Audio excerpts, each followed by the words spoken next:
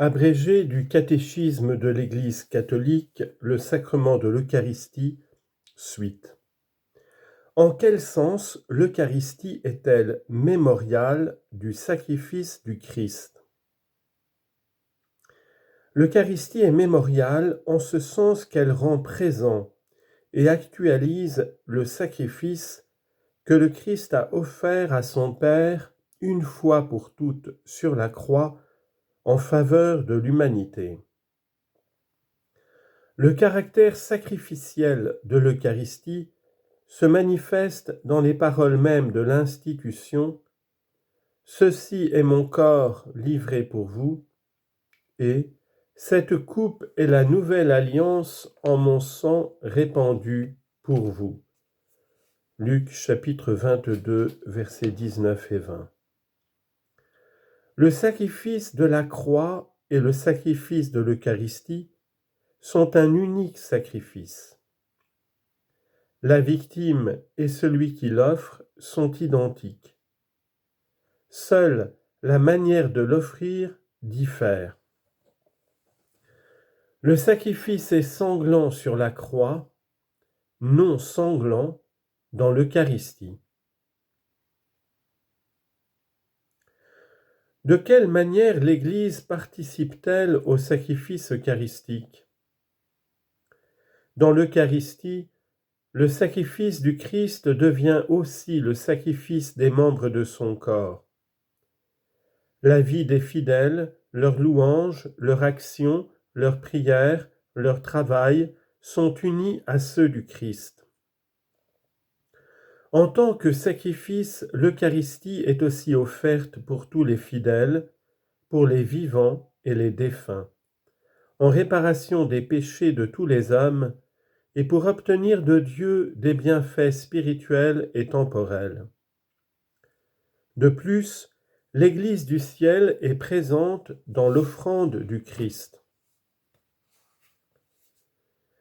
Comment Jésus est-il présent dans l'Eucharistie? Jésus-Christ est présent dans l'Eucharistie d'une façon unique et incomparable. Il est présent en effet de manière véritable, réelle et substantielle, avec son corps et son sang, avec son âme et sa divinité. Dans l'Eucharistie est donc présent de manière sacramentelle, c'est-à-dire sous les espèces du pain et du vin, le Christ tout entier, Dieu et homme. Que signifie la transsubstantiation? La transsubstantiation signifie la conversion de toute la substance du pain en la substance du corps du Christ et de toute la substance du vin en la substance de son sang. Cette conversion se réalise au cours de la prière eucharistique par l'efficacité de la parole du Christ et de l'action de l'Esprit Saint. Toutefois, les apparences sensibles du pain et du vin, c'est-à-dire les espèces eucharistiques, demeurent inchangées.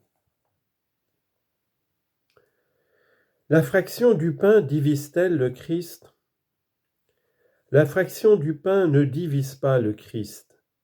Il est tout entier et intégralement présent en chacune des espèces eucharistiques et en chacune de leurs parties.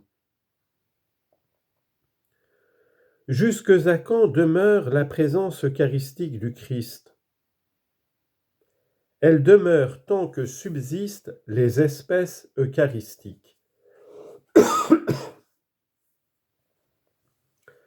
Quelle sorte de culte est-il dû au sacrement de l'Eucharistie?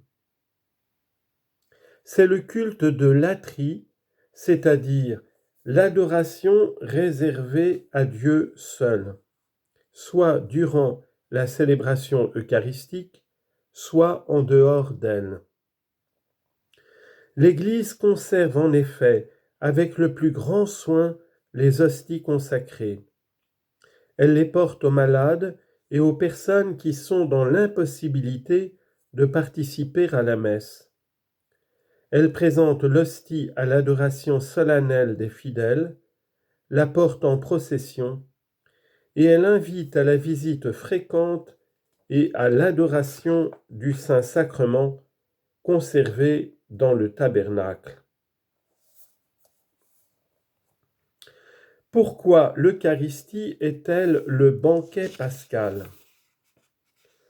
L'Eucharistie est le banquet pascal parce que le Christ, accomplissant sacramentellement sa Pâque, nous donne son corps et son sang offerts en nourriture et en boisson. Il nous unit à lui et entre nous dans son sacrifice.